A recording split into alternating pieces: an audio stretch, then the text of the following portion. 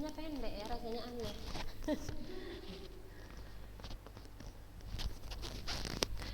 Bismillah. Assalamualaikum warahmatullahi wabarakatuh. Waalaikumsalam warahmatullahi wabarakatuh. Alhamdulillah wassalatu wassalamu ala rasulillahi amma ba'du. Apa kabar anak-anak ustazah kelas 9? Alhamdulillah sehat Ustazah. Alhamdulillah. Yang lain apa kabar? Hidupkan dulu Kak speakernya, kalau awal-awal itu nggak apa-apa. Jadi kita bertanya-tanyanya masih enak ya kan. Yang lain apa kabar anak-anak ustazah? Baik Ustazah. Masya Baik Ustazah, Allah. alhamdulillah. Masya Allah, masih 13 orang ya. Ayo kakak-kakak yang di luar sekarang, kita sudah mau mulai mata pelajaran prakarya. Siap untuk memulai pelajaran prakarya hari ini? Insyaallah siap Ustazah. Insya Allah. Kita udah masuk ke bab 2 ya kak ya. Kita cari dulu ya. Nah, di bab 2 anak-anak ustazah kita mempelajari rekayasa ya, bab rekayasa. Nah, di bab rekayasa semester 2 ini kita akan mempelajari tentang dasar-dasar elektronika. Pernah mendengar kata elektronika anak-anak ustazah? Ustazah. Pernah. Apa itu elektronika kalau pernah mendengar?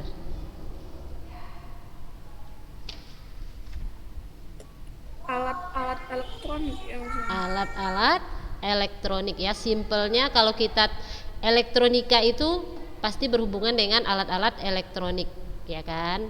Nah, sini dia. Baik. Pertama kita mempelajari wawasan elektronika. Apa itu elektronika? Yaitu ilmu yang mempelajari alat listrik ya, arus lemah yang dioperasikan dengan cara mengontrol aliran elektron atau partikel bermuatan listrik dalam suatu alat seperti komputer, peralatan elektronik, termokabel, semikonduktor dan lain sebagainya, atau simpelnya alat-alat elektronik ya kak ya. Nah, jadi elektronika itu ilmu yang mempelajarinya ya, mempelajari alat listrik arus lemah. Jadi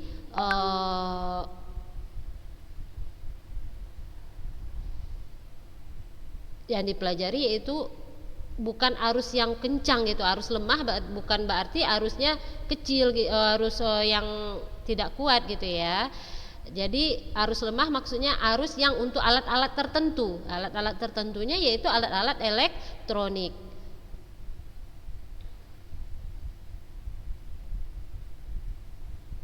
Nah, ilmu yang mempelajari alat-alat seperti ini merupakan cabang dari ilmu fisika ya anak-anak ustazah. Sementara desain dan pembuatan sirkuit elektroniknya adalah bagian dari teknik elektro ya, teknik komputer dan ilmu teknik elektronika dan instrumentasi.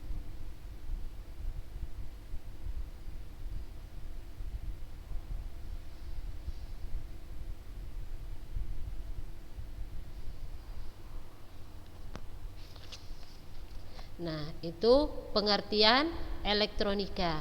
Sekarang kita mempelajari sejarah elektronika ya, singkat saja ya anak-anak ustazah. Nah, sejarah elektronika itu dimulai dari abad ke-20 ya, dimulai dari abad ke-20 dengan melibatkan 3 buah komponen utama, yaitu tabung hampa udara atau vakum tube, transistor dan sirkuit terpadu atau integrated circuit. Nah, pada tahun 1883 Thomas Alva Edison. Siapa Thomas Alva Edison? Yang menemukan lampu Ustazah. Yang menemukan bola lampu ya. Nah, beliau berhasil menemukan bahwa elektron bisa berpindah dari sebuah konduktor ke konduktor lainnya melewati ruang hampa. Ya, pada tahun 1883. Nah, penemuan konduksi atau perpindahan ini dikenal dengan nama efek Edison. Ya, anak-anak ustazah. Nah, pada tahun 1904 John Fleming menerapkan efek Edison ini untuk menemukan 2 buah elemen tabung elektron, yang dikenal dengan nama dioda dan Lee de Forest. Ya, dan Lee de Forest mengikutinya pada tahun 1906 dengan tabung 3 elemen disebut trioda. Jadi kalau 2 elemen itu disebut dioda, kalau 3 elemen disebut trioda. Nah, tabung hampa udara menjadi device yang dibuat untuk memanipulasi kemungkinan energi listrik sehingga diperkuat dan dikirimkan. Ya, nanti bisa lihat dibaca di sini nanti sejarah elektronika. Panjang ya Kak ya.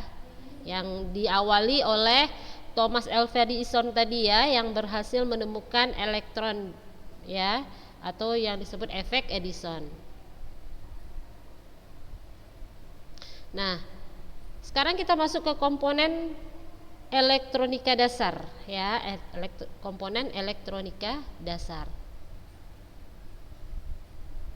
Nah,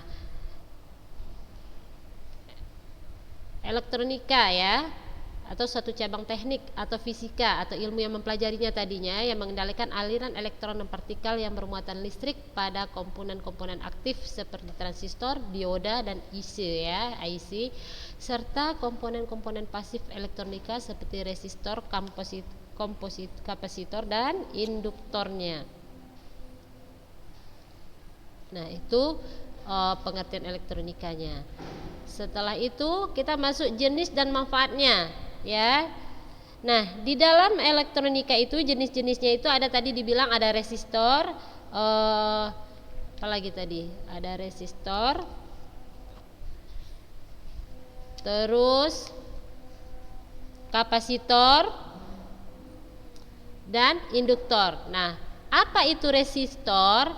Ya, resistor merupakan komponen elektronik ya yang memiliki 2 pin dan didesain untuk mengatur tegangan listrik dan arus listrik dengan resistansi tertentu ya, tahanan yang dapat memproduksi tegangan listrik di antara kedua pin. Nah, nilai tegangan terhadap resistasi berbanding lurus dengan arus yang mengalir ya anak-anak ustazah. Nah, resistor disebut juga dengan tahanan atau hambatan ya, berfungsi untuk menghambat arus listrik yang melewatinya. Satuan resistor adalah ohm. Nah, ini contohnya, ini contoh gambar resistor. Nah, kalau ada anak-anak ustazah jumpa alat seperti ini di dalam komponen elektronika, nah ini namanya resistor ya, resistor tetap ya. Nah, ini contohnya.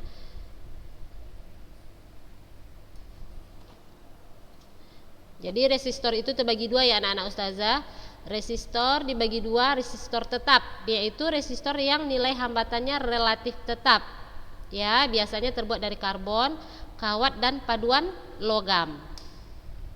Nah, ini contohnya ya. Nah, ini contohnya. Ini ada kawat terbuat dari karbon, kawat dan paduan logam. Ini contohnya ya. Ini juga resistor tetap. Nah, yang kedua ada resistor variabel ya, yaitu resistor yang besar hambatannya dapat diubah-ubah ya, yang termasuk ke dalam potensiometer antara lain. Nah, ada resistor KSN, ada LDR, ada VDR ya. Nah, ini contoh gambarnya ya anak-anak ustazah untuk resistor. Ini kalau kita ini Kak membongkar-bongkar alat elektronik, biasanya kita jumpakan di dalam-dalamnya ini.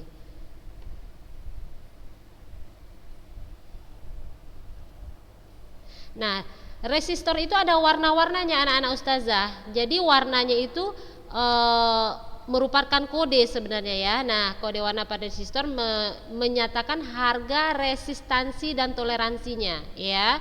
Semakin kecil harga toleransi suatu resistor adalah semakin baik.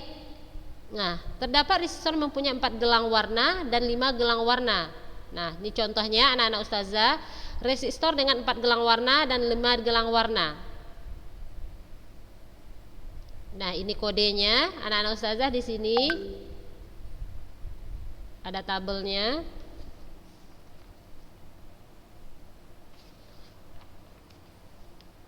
Nah, Kalau yang hitam, ya kan, warna hitam itu berarti gelang 3, jadi dia faktor penggali. Ini ada tabelnya, silakan nanti anak-anak ustazah pelajari ya. Nah, kalau dia warna coklat, berarti ya gelang 1 dia angka pertama, gelang 2 dia angka ketiga, gelang 3 dia faktor penggali, dan gelang 4 toleransi berapa persennya ya. Ini tadi gelang-gelangnya ini. 1, 2, 3, 4.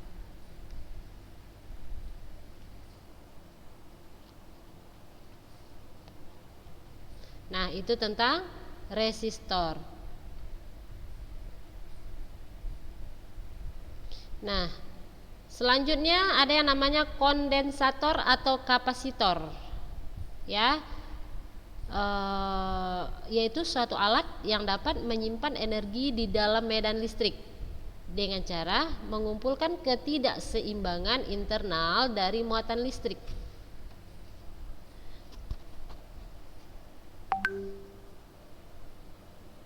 Nah, untuk kondensator ini anak-anak ustazah memiliki satuan yang disebut farad ya. Nah, farad ini berasal dari nama penemunya ya, Michael Faraday.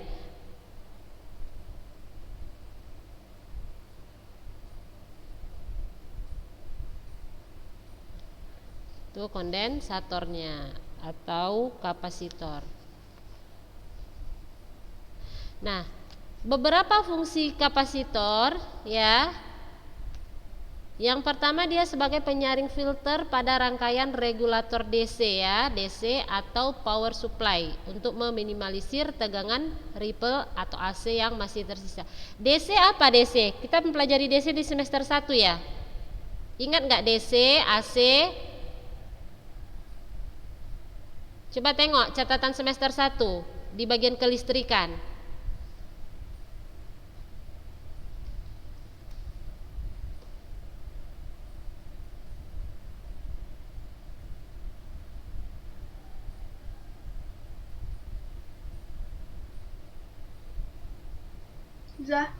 DC itu direct current. Apa itu? Coba jelaskan. Arus listrik searah. Arus listrik searah. Nah, kalau AC? Alternating current, arus bolak-balik. Arus bolak-balik. Nah, jadi kapasitor tadi itu berfungsi sebagai penyaring filter pada rangkaian regulator atau DC ya. Regulator DC atau arus listrik searah, dan power supply untuk meminimalisir tegangan ripple atau AC arus listrik bolak-balik ya yang masih tersisa pada alat elektronikanya. Nah, yang kedua fungsinya adalah sebagai pembangkit pulsa atau frekuensi dalam rangkaian osilator. Ya. Terus fungsi yang ketiga adalah sebagai penggeser pasa. Ya, penggeser pasa. Yang keempat fungsinya sebagai kopling ya, yakni penghubung antara dua buah rangkaian elektronika seperti pada rangkaian penguat atau amplifier yang menghubungkan rangkaian preamp dengan amplifiernya. Nah, fungsi yang kelima yaitu fungsi lainnya dalam rangkaian elektronika adalah sebagai filter ya atau kopling pada rangkaian power supply. Ya, penggeser fasa, pembangkit frekuensi pada rangkaian osilator, dan juga dapat digunakan untuk mencegah percikan bunga api ya yang dapat terjadi pada saklar. Nah, ini adalah contoh ya anak-anak ustazah, contoh bentuk kondensator dan kapasitor ya. Kondensator atau kapasitor. Dia kondensator ini perubahan bentuk dia Kak. Kalau dulu dia dikenal dengan nama kondensator. Terus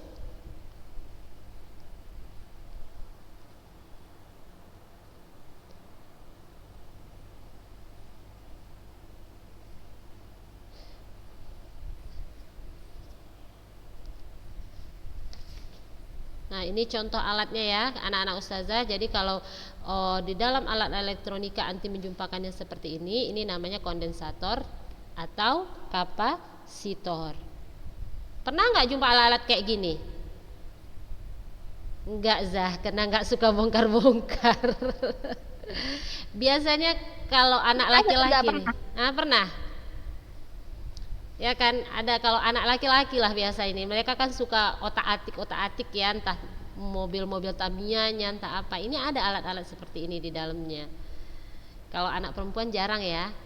Tapi kita tahu ya anak-anak ustazah kalau nanti berjumpa, oh ini namanya resistor, ini namanya kondensator, ini namanya kapasitor ya. Atau mungkin anti lihat abi atau abang anti membongkar-bongkar mungkin kalau ada yang rusak di rumah diperbaiki gitu. Tapi kalau zaman sekarang anak-anak ustazah kalau ada yang rusak orang kan langsung ke ahlinya, antarkan ke pakarnya langsung ya kan. Hidup semakin simpel ya dengan kemajuan teknologi. Kalau ada yang rusak kita tinggal antarkan ke ahli, diperbaiki, pulang-pulang jadi.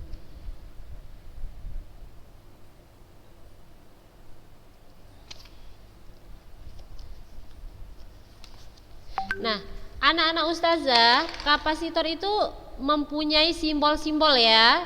Yang pertama ada simbol kapasitor non-polar. Nah, dia seperti ini simbolnya anak-anak ustazah. Nah, kapasitor ini tidak mempunyai polaritas sehingga dalam pemasangannya dapat bolak-balik dan umumnya berkapasitas kecil ya, atau picofarad atau nanofarad. Nah, ini kapasitor ini sering dipakai dalam rangkaian yang berhubungan dengan frekuensi ya, frekuensi seperti dalam rangkaian penguat audio atau amplifier atau speaker itu ya, kayak atau amplifier ya, speaker itu. Nah, ini dia memakai kapasitor ini. Nah, ini simbolnya ya, kapasitor non polar. Nah, yang kedua ada simbol kapasitor bipolar. Ya. Nah, kapasitor jenis ini anak-anak ustazah ini simbolnya ya, kapasitor bipolar. Bedanya dengan non-polar tadi dia ada plus-plusnya. Nah, ini kalau non-polar, nah kalau bipolar dia ada plusnya ditambah. Oke. Nah, kapasitor ini anak-anak ustazah jenis ini mempunyai dua polaritas yaitu positif dan negatif sehingga dapat pemasangannya tidak sehingga dalam pemasangannya tidak boleh terbalik. Ya. Nah, kapasitor ini umumnya berkapasitas cukup besar ya, yakni dalam satuan mikrofarad ya. Ini lambangnya sebagai sampai dengan milifarad. Nah, kapasitor ini biasa dipakai sebagai filter dalam rangkaian penyiarah. Ya. Terus simbol yang ketiga ada simbol variabel kondensator. Nah, ini dia simbolnya ditambahi panah ya. Nah, kapasitor jenis ini tidak memiliki polaritas, tetapi nilai kapasitasnya dapat diatur secara manual.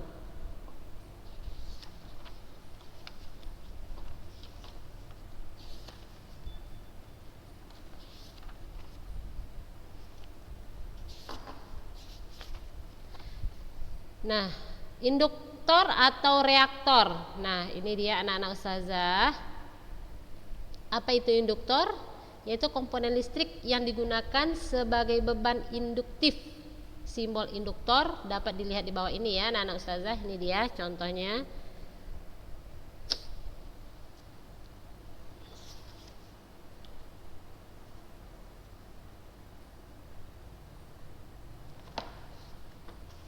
Oke.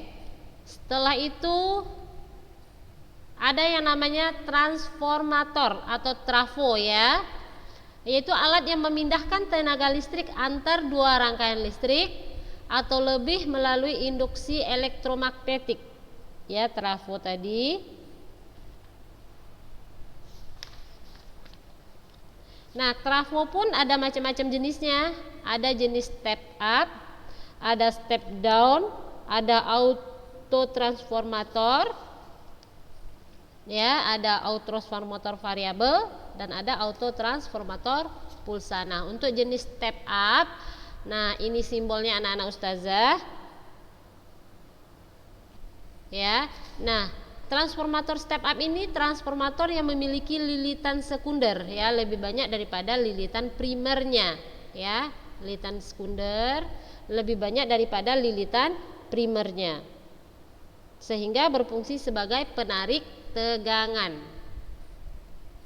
Ya, biasa ditemui pada pembangkit tenaga listrik ya, sebagai penaik tegangan ya. Terus ada yang transformator step down. Nah, yang step down seperti ini logonya anak-anak ustazah.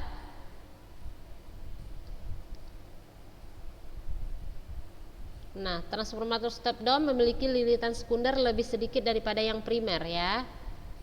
Jadi kalau yang step up tadi sekundernya lebih banyak. Nah, ini primernya yang lebih banyak bedanya ya. Nah, berfungsi sebagai penurun tegangan.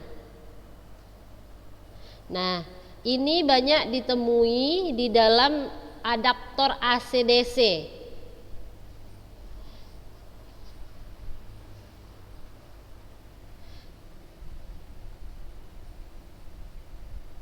Oke, trik selanjutnya ada autotransformator yang ketiga. Nah, ini logonya anak-anak ustazah. Nah, transformator jenis ini terdiri dari satu lilitan ya, satu lilitan yang berlanjut secara listrik dengan sedapan tengah. Nah, ini dalam transformator ini sebagai lilitan primer juga merupakan lilitan sekundernya. Jadi satu lilitan di situ primer, di situ sekundernya.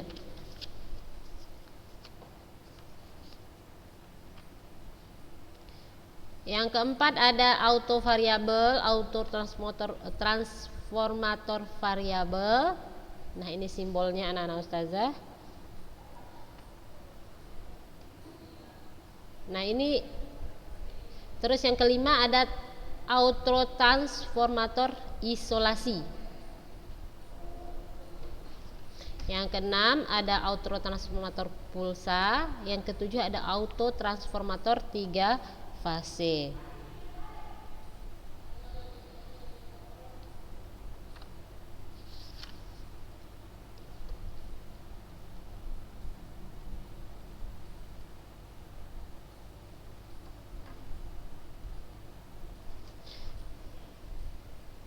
Nah, anak-anak ustazah, jika suatu bahan listrik memiliki daya elektron bebas pada orbit-orbit elektronnya, maka bahan ini memiliki sifat sebagai penghantar listrik, ya. Nah, bahan penghantar memiliki sifat-sifat penting ya. Daya hantar listriknya ada, koefisien temperatur tambahannya ada, daya hantar panasnya ada, daya tegangan listriknya ada, dan timbulnya daya elektromotoris termo.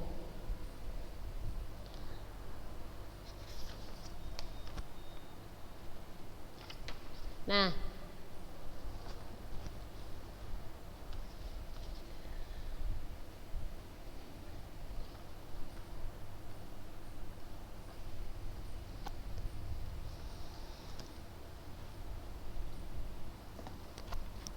kok terlambat anti?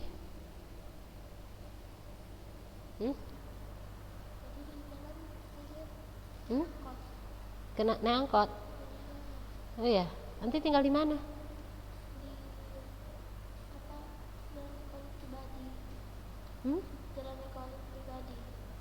Enggak, oh di sana Kawali. Naik angkot kemari. Oh, banyaknya angkot kemari, Kak. Ya. Di Ikhwan tuh kan. Turun ke bawah sana.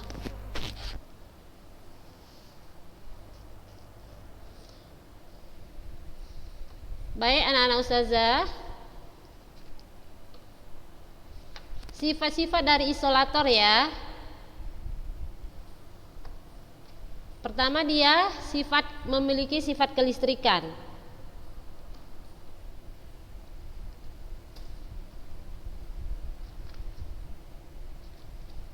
Sifat-sifatnya, sifat kelistrikan. Nah, bahan penyekat mempunyai tahanan listrik yang besar ya. Penyekat listrik ditujukan untuk mencegah terjadinya kebocoran arus listrik antara kedua penghantar yang berbeda potensial untuk mencegah loncatan listrik ke tanah ya anak-anak ustazah. Terus sifat berikutnya dia sifat mekanis.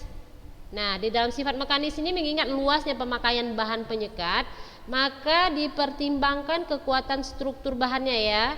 Dengan demikian dapat dibatasi hal-hal penyebab kerusakan dikarenakan kesalahan pemakaiannya. Nah, misalnya diperlukan bahan yang tahan tarikan, maka kita harus menggunakan bahan dari kain ya, dari bahan kertas. Nah, bahan kain lebih kuat terhadap tarikan daripada bahan kertas. Terus sifat isolator yang berikutnya ada sifat termis. Terus ada yang namanya sifat kimia, ya.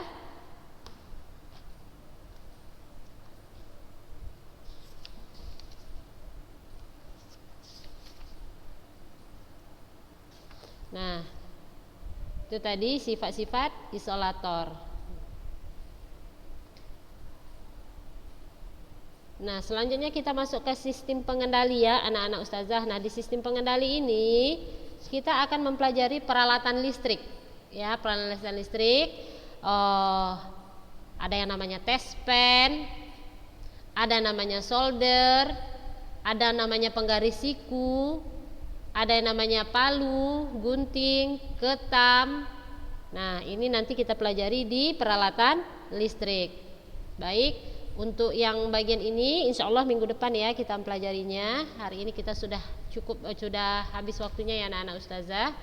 Jangan lupa catatannya ya. Baik, kita cukupkan dulu hari ini sampai di sini ya.